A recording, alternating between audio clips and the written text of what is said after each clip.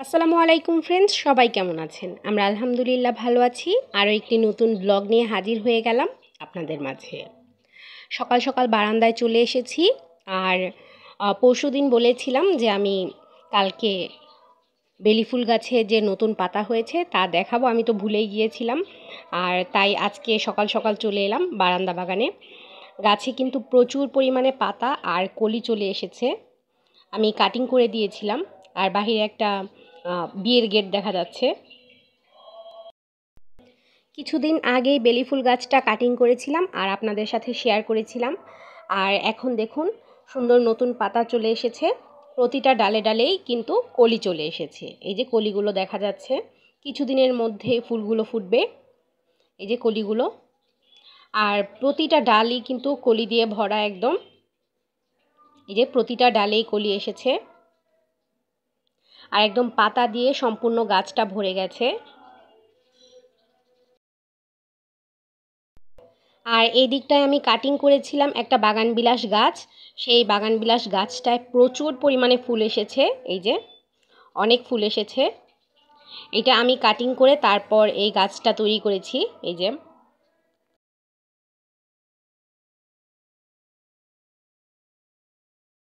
বাগানবিলাসের গাছের কাটিং থেকে গাছ তৈরি করতে একটু সময় বেশি লাগে। এরপরে আমি চলে এলাম রান্নাঘরে, রান্নাটা বসিয়ে দিয়েছি। প্রথমে আজকে মুরগির মাংস আলু দিয়ে রান্না করা হবে। তার জন্য পেঁয়াজ আর কাঁচামরিচ ভেজে নিচ্ছি। আর মুরগির মাংসটা আম্মু রান্না করেছিল। তারপর পানি দিয়ে দিয়েছি। এবার মশলাটা কষিয়ে নেব। হলুদ, মরিচ, লবণ, তারপর ধনিয়ার গুঁড়া, জিরার গুঁড়া আর আদা রসুন দিয়ে তারপর মশলাটা খুব ভালোভাবে কষিয়ে নেব। হলুদের গুঁড়া আর মরিচের গুঁড়া দেওয়া হয়েছে, আর বাকি মশলাগুলো এখন দিয়ে দেব। এই যে আরেকটু হলুদের গুঁড়া দিয়ে দিচ্ছি। তারপর এখন ধনিয়ার গুঁড়া আর জিরার গুঁড়াটাও দিয়ে দেব।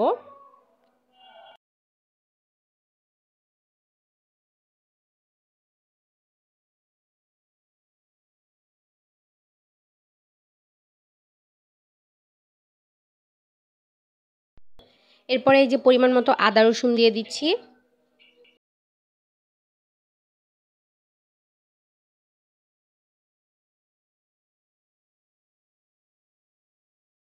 আর দেওয়া হলো স্বাদ মতো লবণ।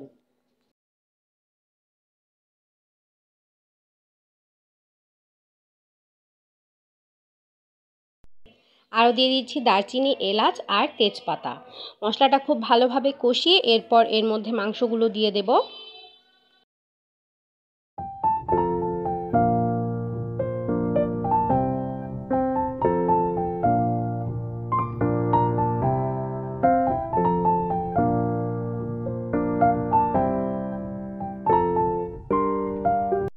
আর এদিকে মুরগির মাংসগুলো ধুয়ে রাখা হয়েছে। এই মুরগির মাংসগুলো মশলাটা কষানো হলে তারপর এর মধ্যে দিয়ে দেব।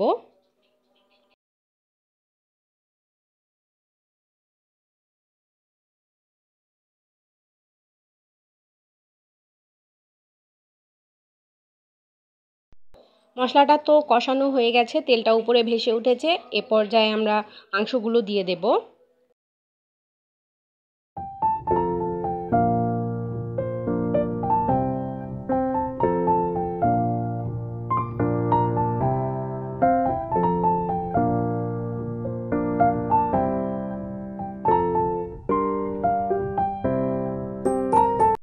আর মাংসগুলো মশলার সাথে খুব ভালোভাবে কষিয়ে নেব।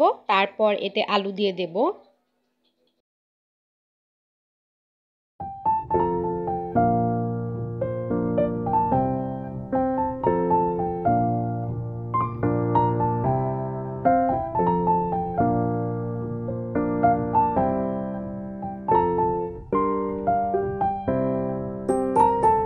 মাংসটা কষানো হতে থাক। আর আব্বু বাজার এনেছিল। এই যে একটা রুই মাছ এনেছে। মাছটা আম্মু কেটে নিচ্ছে, আঁশগুলো ফেলা হয়ে গেছে। আর এনেছিল কই মাছ। সবগুলো মাছ এখন আম্মু কেটে নেবে।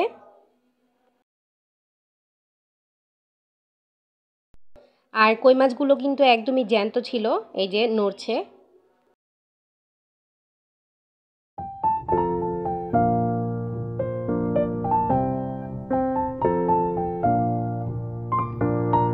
আর এনেছিল পাবদা মাছ। এই যে পাবদা মাছগুলো আমি ফ্রিজে রেখে দিয়েছিলাম আনার পরেই, আর রুই মাছটা কাটা হয়ে যাওয়ার পর আমি এটা বের করে নিয়েছি। এখন পাবদা মাছগুলো কেটে নেবে। এই যে রুই মাছটা কাটা হয়ে গেছে, আর কই মাছের মধ্যে ছাই দিয়ে রেখেছি। কই মাছগুলো তো একদম জ্যান্ত ছিল, তাই ছাই দিয়ে রেখেছি যেন কাটতে সুবিধে হয়, মাছগুলো যেন মরে যায়। আর পাবদা মাছগুলো এখন কেটে নেবে, আর আমি রান্নাটা করে নিচ্ছি। আর রান্না করব পাঁচমিশালি শাক। পাঁচমিশালি শাকটা প্রথমে সেদ্ধ করে নেব। আমি সিমও দিয়েছি, সিম, কাঁচামরিচ, পেঁয়াজ আর লবণ দিয়েছি, দিয়ে এখন সেদ্ধ করতে বসিয়ে দেব। এই তো শাকটা তো বেশ অনেকটাই সেদ্ধ হয়ে এসেছে, পানিটা শুকিয়ে গেলে নামিয়ে ফেলবো।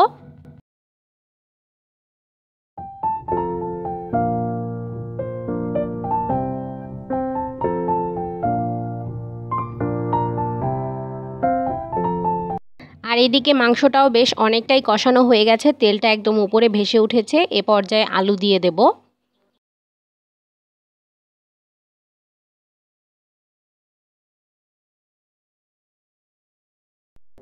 আর আলুগুলো আমি একদম বড় বড় করে কেটেছি, গরুর মাংসের আলুর মতো করে। তারপর দিয়ে দিচ্ছি আলুগুলো। আর এখন আর পানি দেব না, কিছুক্ষণ আলুটা কষিয়ে নেব, তারপর পানি দিয়ে দেব এতে।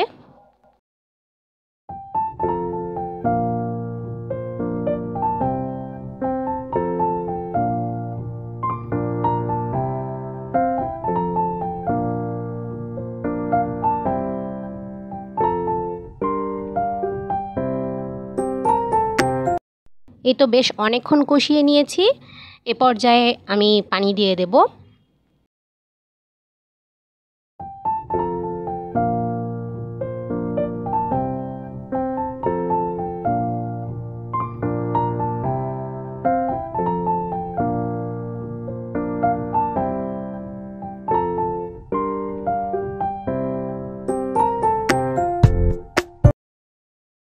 এই তো তরকারিটা হয়ে এসেছে, ঝোলটা আর একটু শুকিয়ে গেলে নামিয়ে ফেলবো।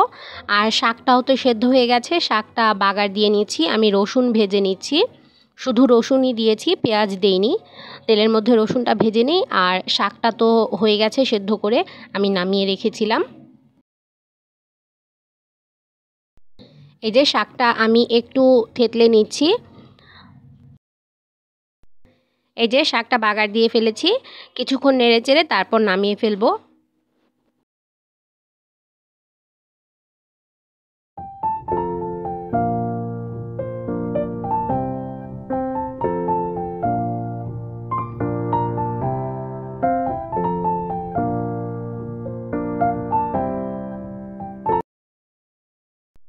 আর এই যে লাউ এনেছে আব্বু একটা, লাউটা খুবই সুন্দর ছিল, একদম কিউট একটা লাউ ছিল।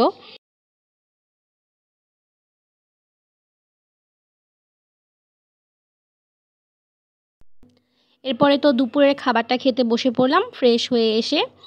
আর প্রথমে আমি পাঁচমিশালি শাক দিয়ে ভাতটা খেয়ে নিচ্ছি। আর আজকের শাকটা কিন্তু খুবই মজা হয়েছিল।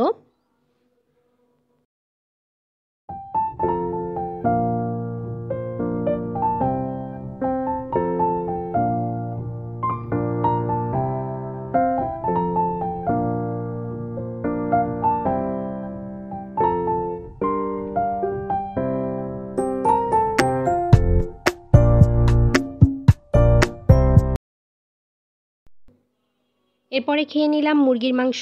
আর মুরগির মাংসটা আলু দিয়ে রান্না করেছিলাম, এইটাও আলহামদুলিল্লাহ খুবই মজা হয়েছিল।